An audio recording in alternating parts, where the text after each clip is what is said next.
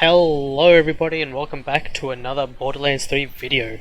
My name is Nootmad and today I'll be taking you guys through some important pieces of information that I think every Moze player should know about. So in the last 3 episodes, we went over a few concepts that I thought would be important to Moze players, and then spent 2 episodes sharing my thoughts on each of Moze's legendary class mods. Now for the next 3 videos, I'll be breaking down each of Moze's skill trees, from Bottomless Mags, Demolition Woman, and Shield of Retribution, discussing the skills and what they're good for, as well as talking about what sort of playstyle and what exactly that skill would synergize well with. As always, I hope you guys enjoyed the video, and let's get straight into it. So, let's start at the beginning, shall we? Selfless Vengeance. A 5-point tier 1 skill. As you can see on the card, Selfless Vengeance gives yourself and your team bonus incendiary damage when you reload, at the cost of a fraction of Moze's current health. The instant bonus you get is 15%, lasts for 5 seconds, and it removes 5% of Moze's health. So, when is Selfless Vengeance a useful pickup? If you are, for example, using a TDO build that involves spam reloading, Selfless Vengeance is a fantastic skill to pick up in that case, as it just adds bonus incendiary damage to every throw. Bear in mind, like I mentioned in my previous video, that you always want to be trying weaving in different damage multipliers, and having early access to elemental damage in a skill tree is always a solid choice.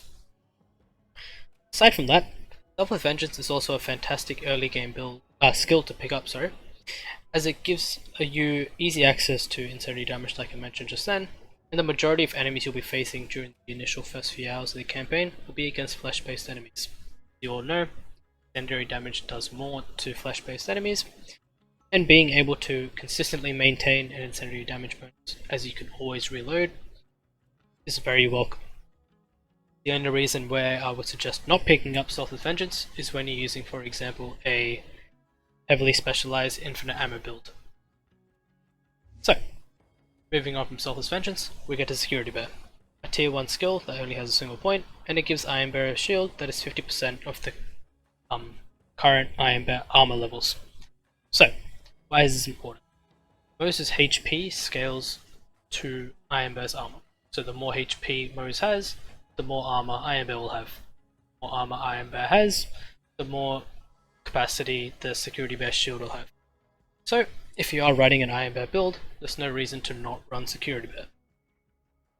However, even in late game builds, it's always a decent skill to pick up, as sometimes you might just be using Iron Bear and having a shield up when combined with skills like Auto Bear is a bit of a breathing room, and it helps a lot to maintain your survivability.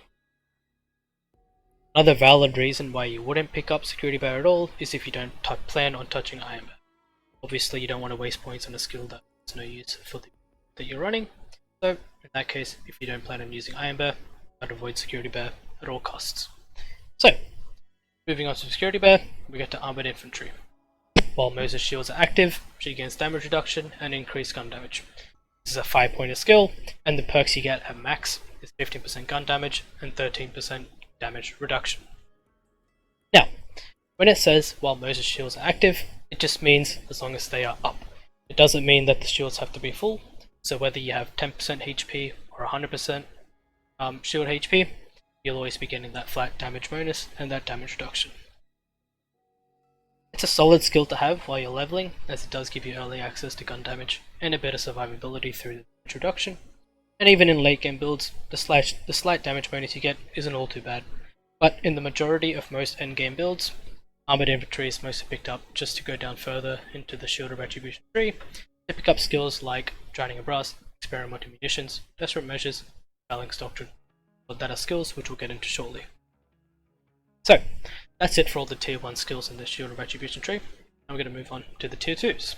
So, Drowning a Brass. It's a kill skill, 5-pointer. For each stack of Drowning a Brass, Moze's fire rate is reduced by 2.5%, but gun damage is increased by 20% per stack for both her and her allies. These stacks last for 15 seconds, and unlike Phalanx Doctrine, don't decay individually. So, why would you pick up Drowning a Brass? Well, simple. It's 60% gun damage after 3 kills basically. There's honestly no valid reason why you shouldn't pick it as long as you have the points for it. It's easily one of Moze's best tier 2 skills, and also easily one of her best skills overall in all of her 3 trees. It's highly recommended to pick this up in early game while you're leveling, as it gives Moze an easy and quick access to an incredibly powerful damage boost. When wouldn't you pick it up? I'd say the only reason you shouldn't pick it up is when you're not touching the red tree. If you are speccing into red tree, there's never a valid reason to not max out Drowning in Brass, provided you have the points for it. Obviously there will be situations where you won't have enough points to max it out, because you only have, let's say, 7 spare points. That's the only time where I would suggest putting only 2 points of Drowning in Brass, but if you have the extra points to spend, definitely max out Drowning in Brass. So, that's that skill done. Now we move on to a second tier 2 skill, that's Thin Red Line. The 3-pointer skill, and what it does, it reserves a portion of Moze's HP and basically turns that into shield. So for example, at 3 out of 3, 60% of your max health is reserved and added to her shield capacity. Thin Red Line is the primary enabler for low HP builds, and it synergizes well with Desperate Measures, which is this skill right here, but we'll get into that in a bit. So, I wouldn't recommend picking up this skill in early game, as it really gives you no proper use, unless you have the points to also pick up Desperate Measures. If you do choose to max out Thin Red Line, you'll be having extra shields, but also you'll be under health gate, and unless you have a Bloodletter class mod, there's no way for you to heal those shields. So that's why I wouldn't suggest using the skill in early game. If however you choose to use this skill in late game, it's highly recommended that you Bloodletter Shield, as well as using HP regen skills like Vampire, Redistribution, and Russian Offensive, but that's something we'll talk about in future videos. So that's Thin Red Line. We now move on to Vladof Ingenuity, another 5-point tier 2 skill, and it basically increases Moze's max shield, gives her shock damage resistance, and increases her shield recharge rate. It's a solid skill to have, especially while you're leveling, as it gives you a ton of survivability through those 3 stats that you get a bonus out of. In the late game, however, when you are boosting your shields to a very high degree, the shield capacity increase has diminished returns past a certain point, so you won't always be getting the advertised 30% shield increase. So, for example, right now I have Thin Red Line and also have my Guardian ranks equipped. My shield is a 12,000, or basically 13,000 capacity Old God. So, I did a bit of math, and I should be having 33,800 shield, but as you can see on my screen right now, I only have 32,500. There's some diminishing returns right there, and that sort of decrease and that diminishing returns only serves to increase once your shields start to increase a lot more in capacity. So the shield increase is diminished returns, but the shock damage resistance is also fairly useful, provided you don't have a Transformer shield equipped. So if you are running an Old Guard, if you're a Front Loader, or any of those other types of shields that don't have base shock immunity, the shock damage resistance can actually be quite helpful, as your shields won't go down as fast. So, that's the tier 2 skills out of the way. Go to the tier 3 skills, starting with Full Cannibal Bus. So, this is a single point tier 3 skill, and all it does is just kickstarts the shield regeneration when you're an Iron Bear at an increased rate. What you see is basically what you get. It's a good survivability skill to have when you're in a pinch, but if you don't plan to use Iron Bear at all, it's basically worthless. There's no reason to pick a skill that synergizes with a playstyle that you don't actually follow, essentially. It is also good while you're leveling, as sometimes situations do get out of hand and you do want some breathing room. Being able to jump to Iron Bear, let your shields recharge, and jump back into the action is always a valid strategy to use. So yeah, that's Full Cannibal Bus. Now we move on to Experimental Munitions. This is a single point tier 3 skill, it does instant damage on crits, 15% to be exact, and it's easily one of Moze's best single point skills that's not a capstone. This gives her an easy access to elemental damage that isn't based on ASEs, much like Selfless Vengeance, and this incendiary bonus scales with a lot of different damage multipliers, including crit, including weapon damage, not including splash however, but it does include also your weapon damage rolls that you might have on your class mod and your relic. So this is perfect skill while leveling, it's only a single point, gives you a nice damage boost, and it's also probably one of the best skills you can spec into when you're moving down the Shield of Retribution tree for late game builds. All round, it's an excellent skill. If you have the points for it, I recommend picking it up. So, moving on from that, get to our tier 4 skills. And we start with Behind the Iron Curtain. What this skill does is reduces Moze's shield recharge delay and increases her shield recharge rate. So, this is a decent skill to have while leveling, but entirely redundant in late game unless you're using a build that relies on passive HP regeneration. And why do I say that? I mean that in the sense that if you're using a low HP build, which is most commonly the preferred choice when moving down the Shield of Retribution tree, you'll be having a Bloodletter equipped. What that class mod does, turns all HP regeneration into shield regeneration. If you are running a low HP build, you'll be running skills like Vampire, you'll be running skills like Redistribution, Russian Offensive. All their skills turns HP regen straight into shield regen. There's not much of a delay between that, so having a skill like this is somewhat useless in a sense.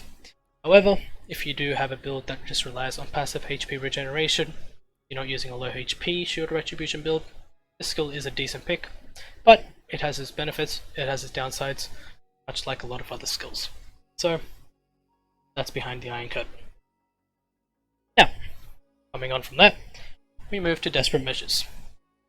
It's a 3-point tier 4 skill, much like Iron Curtain, and it gives you gun damage based on how low your health is. The percentage of your health missing calculates the percentage of the damage boost you get. So, for example, at 3 out of 3 thin red line, 60% of my HP is reserved, so combined with Desperate Measures, I would get 60% of that damage bonus, because that's how much of my HP is missing. So, right now, I'd be getting a 30% damage bonus. So, this skill is basically the crux of any low HP build, and it's typically one of the skills that gets boosted by a Bloodletter class mod. At 6 out of 3, this gives you 100% gun damage at 1 HP, so if you were running a Deathless build for example, you'd want a Bloodletter class mod that boosts Desperate Measures by 3, just to squeeze the most potential out of such a build. So, even if you are going for a full HP Shield of Retribution build, in my opinion, I'd much rather max out Desperate Measures to go down the tree, instead of picking up Iron Curtain. It's just me, but I don't find this skill useful at all. Desperate Measures, even if you are at full HP, sometimes you might go down to low HP, and you get at least a damage bonus out of that. So it does have utility in that sense. So, moving on from Desperate Measures, we finally get to Phalanx Doctrine. One of my favourite skills, the 5-point tier 5 skill, and pound for pound, one of Moze's best skills. Gives you gun damage, gives you shield capacity for each kill, and it has no limits. 10% gun damage per stack, 15% max shields, and it lasts for 30 seconds, which is crazy. So, the amount of damage you can ramp up given enough kills just from Phalanx Doctrine stacks is insane, and the shield capacity can give you some nice padding for survivability. Bear in mind, however, much like Vladof Ingenuity, the shield capacity increase also has diminishing returns once it hits a certain threshold, but the difference is negligible anyway, because most of the time you'll be at 100k shields, you're not going to notice 2,000 or 3,000 shields missing. So I wouldn't worry about those diminishing returns, but I just wanted to let you know how the skill works anyway, just so you guys have as much information about each skill as possible. So, if you are this far in the tree and have points to spare, I would max this skill out almost at every opportunity. So, that's Phalanx Doctrine out of the way. Now we get to Force Feedback. This is a single point, tier 5 skill. Prior to its buff, it used to be absolutely worthless. I would never have picked it even if I had no other choice, but now it has some functionality. Before, all it did was just begin to recharge your shields, but that was completely invalidated with the Guardian perk that just triggers your shield regeneration with a normal kill. So this Guardian perk basically invalidated that skill completely. But since it's buff, it now restores 10% of your max shield, and is actually a pretty useful utility skill, provided you can get those kills with crits. So, at this stage, while you're leveling in a Shield of Retribution build, it's not a bad skill to have, and even at late game, it's a personal preference in my opinion. You can choose to either just put 4 points into Phalanx Doctrine, and 1 to Force Feedback, or just put 5 in Phalanx and ignore the skill completely. It's totally up to you. I wouldn't force you to pick up this skill, nor would I tell you to ignore this skill. It's honestly up to you. If you do have other alternative methods of sustain, you don't need the skill, but if you do like that extra bit of peace of mind in having extra survivability skills, Force Feedback is a solid skill to pick up. So, after all that, we finally get to our Shield of Retribution Capsicum Seal, Tenacious Defense. What it does, on shield break, as you can see on the card, gives you 30% gun damage and restores 40% of your maximum shield. that gun damage bonus lasts for 30 seconds. So bear in mind, this damage buff persists even if you go down. So it's a decent capstone skill, but in some senses it's a bit anti-synergistic with the golden tree should you go down the low HP route. As there is no shield gate, you do take damage through your shield first, and then Tenacious Defense procs. So what that means is, let's say you have 10,000 shield and 1 HP, you take a hit that does 12,000 damage for example, your shield is gone, your HP is gone, you go down, but you get the damage bonus regardless, but shield restoration bonus doesn't kick in until after the HP damage is calculated essentially. However, if you had 10,000 HP and 4,000 shield 10,000 shield and 4,000 HP for example, and you took a 12,000 HP hit, you'd be left with 2,000 HP, but 40% of your shield would be turned because you had health to spare after that attack. So, if you aren't using a low HP build, this is a very nice capstone to have, and it also provides some good utility. So, that's about it for the Shield of Retribution skill tree. I hope you guys found this video informative and got something out of it. So my plan for the next 2 videos is to break down Moze's other 2 skill trees, Demolition's Woman and Bottomless Mags. And once I finish those videos, I'm going to be making a couple of videos where I make a build live, talk you through all my skill and gear choices. I'm going to even let you guys pick the guns, just so you can be as crazy as you want with it. I can try and be creative about it, make a build and explain my choices, so you guys can understand basically what my thought process is when I pick certain skills, why I choose certain relics, why I choose certain shields, grenades, and other weapons to synergize with the loadout. So anyway, that's the video done for tonight. Thank you so much for watching, have an awesome day, and I'll see you guys in the next video. See ya!